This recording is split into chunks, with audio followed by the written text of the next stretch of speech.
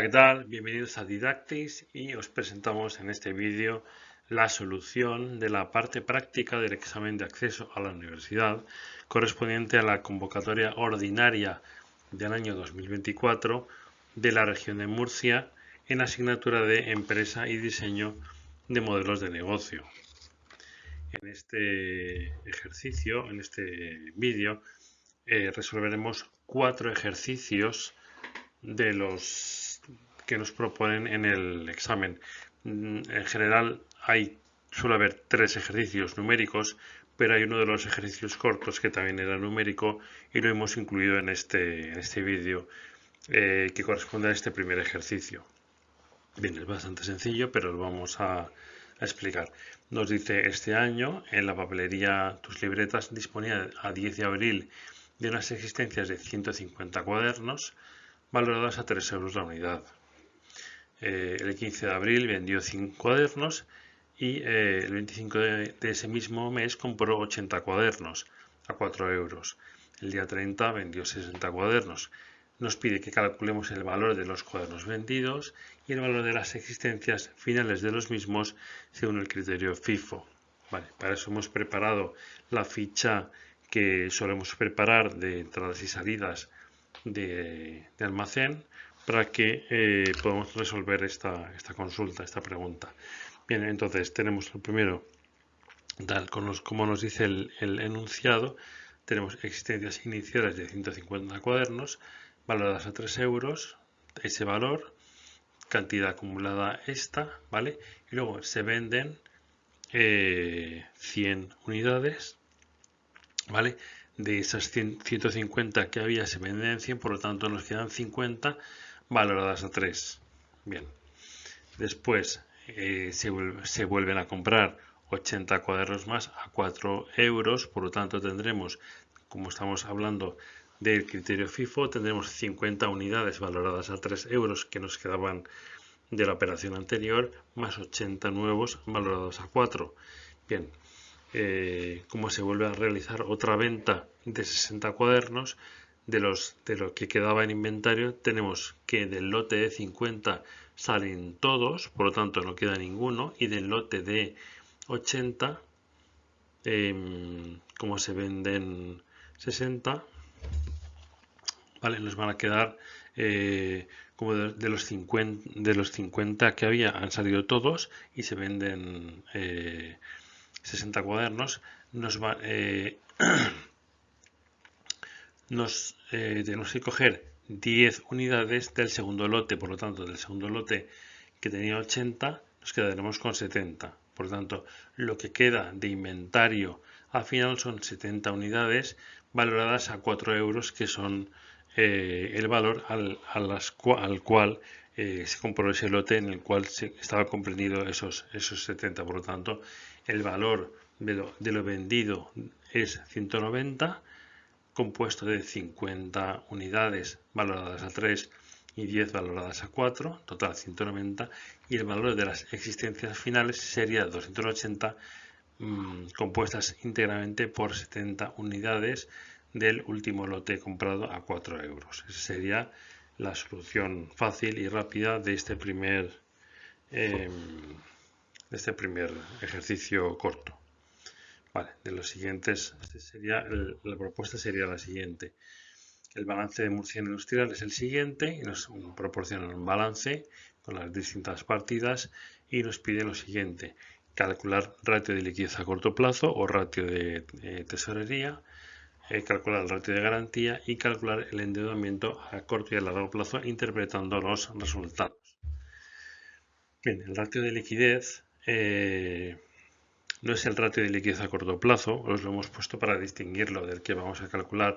El ratio de liquidez pura sería activo corriente entre pasivo corriente, pero el ratio de liquidez a corto plazo, que también denominamos ratio de tesorería o el acid test en algún caso, sería el activo corriente descontada a las existencias entre el pasivo corriente. De acuerdo con la información que nos proporciona el balance, hemos puesto un extracto aquí en la página para que veamos la información.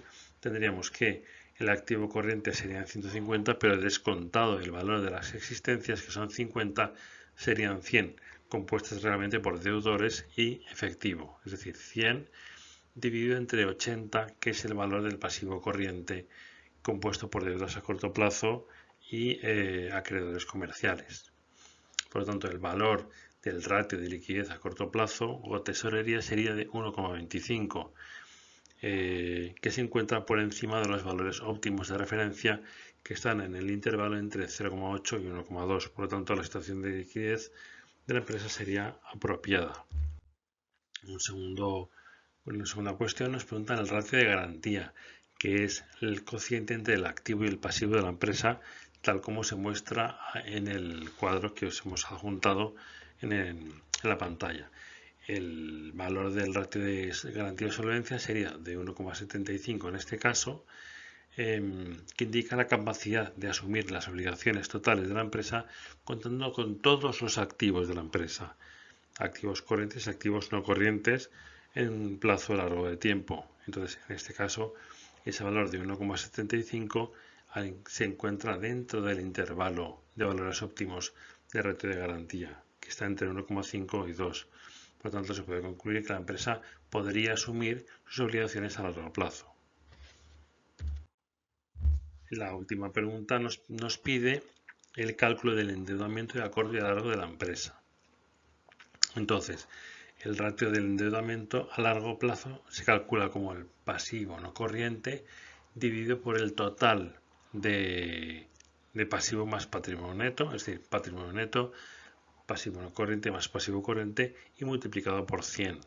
Por lo tanto, de acuerdo con los datos que se nos facilitan, los datos que anteriormente más los datos del patrimonio neto que tenéis ahí, el valor sería a largo plazo del 34%, a corto plazo del 22%. La suma de ambos endeudamientos alcanza un valor de 57,13%, que estaría por debajo del valor máximo recomendado del 80%. Por lo tanto, la empresa tendría autonomía financiera y no dependería demasiado de la financiación externa. El tercer ejercicio se refiere a lo siguiente. Esta empresa murciana industrial tiene 15 trabajadores a tiempo completo y 5 a tiempo parcial. En febrero de 2024 ha trabajado 3.000 horas y ha obtenido 15.000 unidades de producto y que se han vendido a 20 euros la unidad. Y se han utilizado también 1.000 horas máquina a 50 euros la hora, siendo el coste total de 225.000. Bien, la empresa tiene un proyecto de modernización que le permitirá obtener la misma cantidad de producto, aunque solo precisará de 2.000 horas en mano de obra. Nos piden la productividad de la mano de obra, nos piden la productividad global de la empresa y, si acomete el proyecto de modernización, cuál será el índice de variación de la productividad con el nuevo método respecto del anterior. En primer lugar, calculamos la productividad de la mano de obra dividiendo las unidades producidas, que son 15.000, entre las unidades del factor, que son 3.000 horas. Por lo tanto, la productividad del trabajo para ese periodo ha sido de 5 unidades por hora, es decir, cada hora trabajada por los empleados se ha producido 5 unidades de producto. ¿De acuerdo? Acordado siempre de poner las unidades de cada uno de los cálculos y de comentar el resultado, tal como se nos pide. Es de justificar o interpretar el resultado obtenido. En segundo lugar, se nos pide calcular la productividad global de la empresa e interpretar el resultado. La productividad global es el cociente entre el valor total de la producción en euros respecto del coste total de reproducción en euros, que, como hacemos siempre, lo calculamos de forma individual. Valor total de reproducción 15.000 unidades a 20 euros cada una, 300.000 euros de producción respecto a un coste total de producción de 225.000. Por lo tanto, obtenemos una productividad global de 1,33.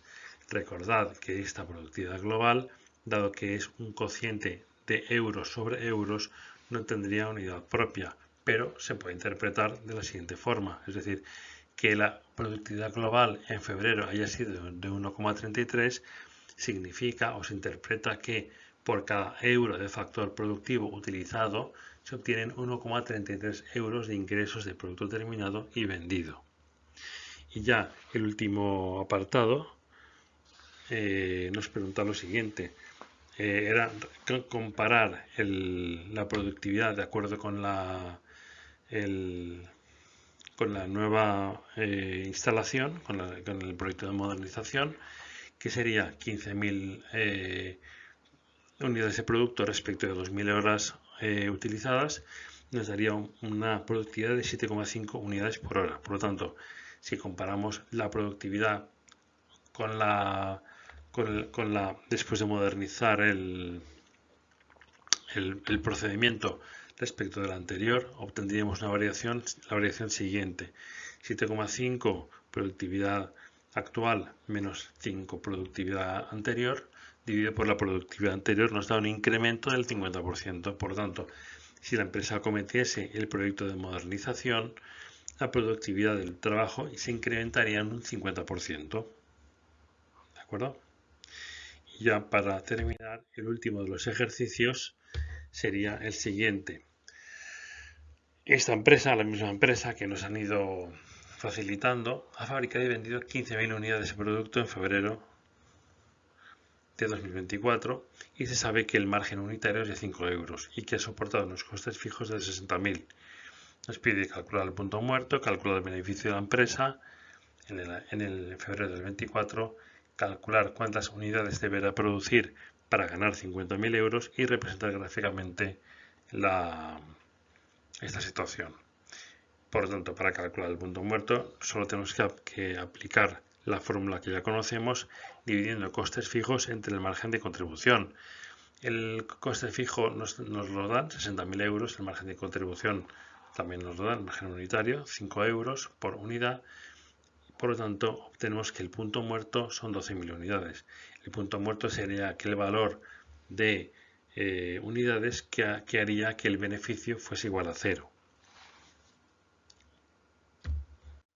Bien, para calcular el beneficio, pues solo tenemos que sustituir en la fórmula del beneficio: ingresos totales menos costes totales, 5 euros de precio de venta por 15.000 unidades producidas, perdón, 5 de margen por 15.000 unidades producidas menos 60.000 de costes fijos, obtendremos un beneficio de 15.000 euros. Y por último, las unidades que deberá producir y vender para ganar 50.000 euros, también seguimos utilizando la fórmula del beneficio. Lo que ocurre en este caso es que vamos a sustituir los valores que conocemos, pero vamos a mantener como variable el valor de la Q, que es el valor de las unidades producidas. Por lo tanto, 50.000 euros de beneficio respecto de 5, que es el margen, por el Q, menos 60.000, que son costes fijos, resulta que Q, el valor de las unidades que deberá producir para ganar 50.000, es de 22.000 unidades de producto. Ya por último, en este ejercicio nos quedaría la representación gráfica, en la que tenemos que cuando la empresa fabrica más de 12.000 unidades, la empresa tendría beneficios porque los ingresos totales superarían los costes totales, mientras que la empresa, cuando fabrica menos del umbral de rentabilidad, obtiene pérdidas. Y esta sería la solución a los ejercicios prácticos del examen de la convocatoria ordinaria de la región de Murcia del 2024. Gracias por vuestra atención.